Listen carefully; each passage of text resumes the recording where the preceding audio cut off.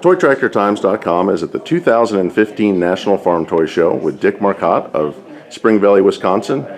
Dick has a wonderful display that placed second here in the National Display Contest Large Scale. Congratulations, Dick. Dick is, to say the least, a Prairie tractor fan. He's got a lot of exciting hand-built, scratch-built models that we're going to take a look at. And thank you for sharing them here at the show, Dick. Yeah, thanks. So what is our first tractor here in the display? It'd be the Twin City, the 6090. It's one of the bigger ones made at that time, and it's 90 horsepower. And there's, the way I understand, there's 2 left.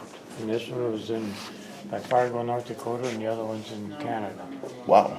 So did you go up to see the one in Fargo to That's measure it? where I got the pictures of it, and then I did find a book on it there.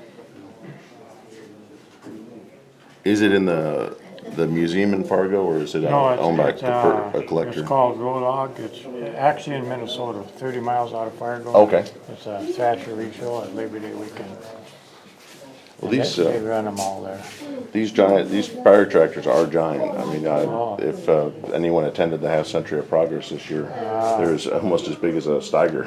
They're huge. That one weighs like 27,000 pounds. So what's our next tractor? That's a M2530 or 2035 Rumely, and I owned one like that. That's what got me going. And that also, it's a 1926, weighs around 10,000 pounds. Now the OilPull name, they eventually became part of Alice Chalmers. In 1928, Alice Chalmers, okay. I understand, took them over. What kind of fuel did they run on? Kerosene. Kerosene. And you start them on raw gas and get it warmed up and switch it over to kerosene, and if you're working it hard, you add water to the fuel for more compression.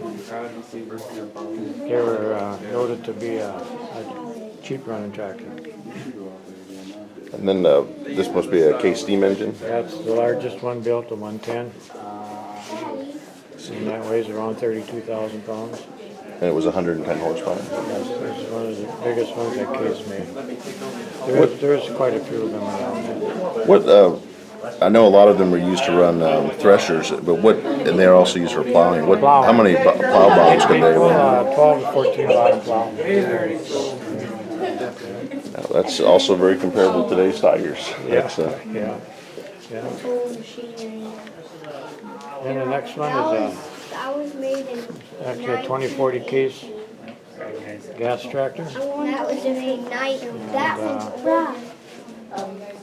I don't know a lot about it, but I've seen quite a few at shows. So this was about 40 horsepower? Yes. You know, it's interesting that this tractor and then the steam engine were from 1912, and it's amazing to what tractors looked like and how they ran over 100 years ago. Yeah, that one was more or less made for smaller farms.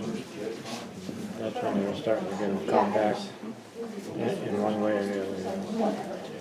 And then we have a 1913 Avery. Yeah, 4080 Avery.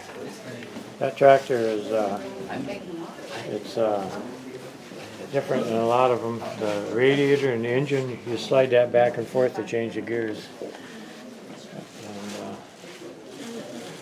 So the whole engine and everything moved. The engine and the radiator, that all slides back and forth. Same thing. And then you got another lever in there that brings a gear up below it there to change the rotation of the gears for reverse. It had forward and reverse. You can see the large gears in there. Yeah. So. And is this the same Avery that was in Louisville, Kentucky that ended up making tractors? Or? In Kentucky? I think it was built in Illinois. Okay. Yeah, that's right. The Avery in its day was the largest tractor manufacturer in the world. Yeah.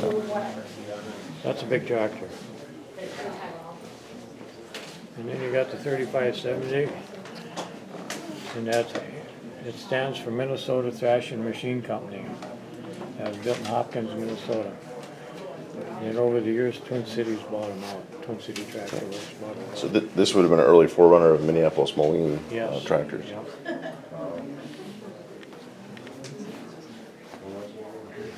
How long does it take you to build one of these models? Or About 6 months. You don't work at it steady, but it's an all-winter job for me. Get it done by spring. It looks like we have another case. Yeah, 3060 case, that's after the steam engine days. There wasn't too many of them built the way I understand. There's only a few left. And there was one out in Rolog, Minnesota at that thrashery. And right now I don't know of any more. This one I copied off was a museum in southern Illinois, and that was sold at auction for $400,000. And it was shipped overseas. That's a big price tag for a classic tractor. Isn't it though? So would this have run on kerosene or is it a gasoline Power fuel, yeah. power fuel?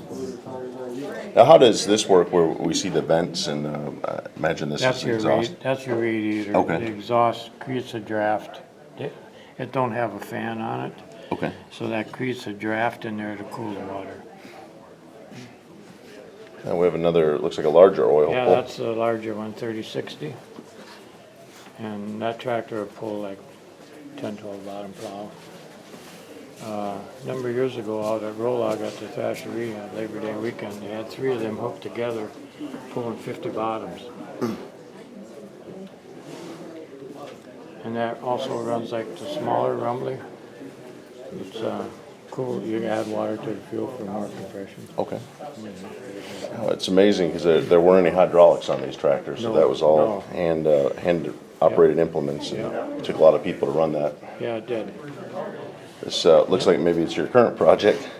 That one I didn't paint it because it shows all the different Okay. metals I use and on all the bolts. They're all bolted together with little 256 bolts. Generally, the lugs are bolted on. And that's a 1-cylinder. That's a 1530 oil pull. And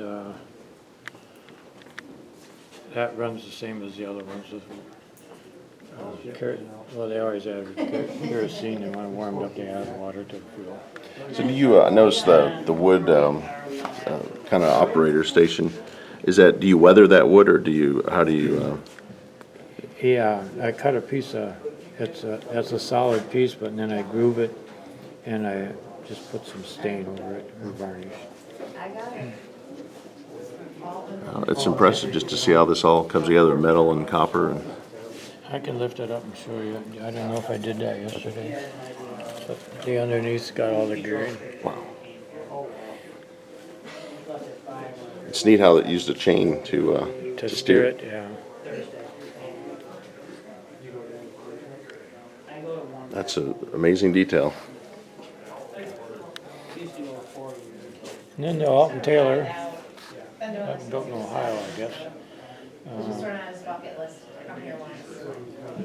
It's, the way I understand, Rumely OilPull bought them out Nice part of the family farm. after a few years for competition use. Okay. So they, So a lot of these tractors have connections to the modern machines today, just different family names. I really like the graphics on these tractors. They're very colorful and I have a young boy does that for me. His dad's got a sign shop. they look just like the real thing. Yeah.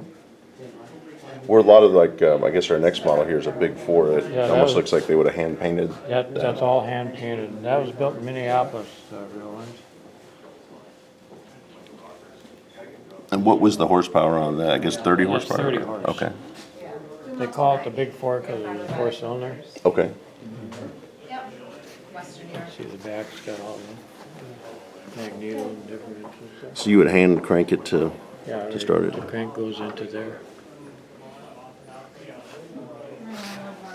That's a big tractor. It is, I imagine it, do you know how many bottom plow it would have pulled or? That's about the same as 10 bottom or so. And then the Flower City, the next one, that was built in Minneapolis too. Yep. Yep. Yep. Well, it sounds like Minneapolis was a hotbed for these kind of tractors 100 years ago. It was, When yeah. they walk in, it leaves all their information. This one's got all the push rods on the outside. It's nice because. The camshafts are on the bottom here, and it runs your valves up through there.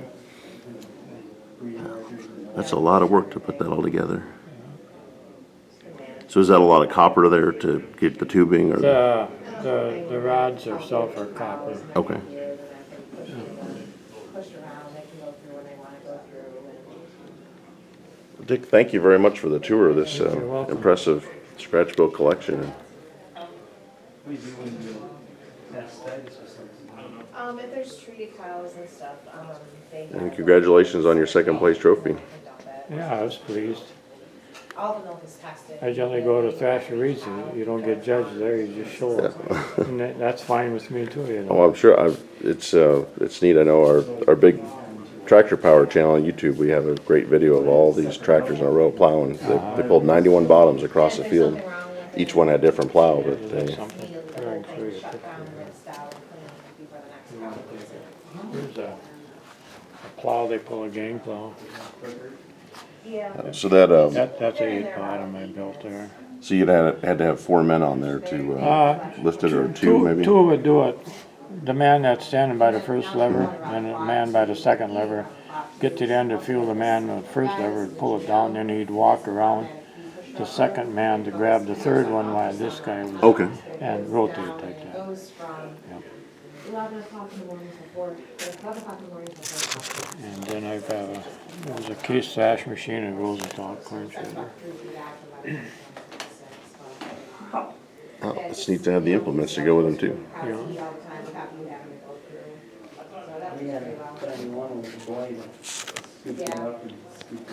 Here's the one I owned. I bought it in '93. My 2 grandsons, and I sold it in 2014. And here they are. A little bit bigger. Yeah. And this guy here, that's a discovery. Well, thank you for sharing this history and also preserving it, because it's takes at $400,000 price tag. It would take a lot of money to have all these in one spot. Yeah.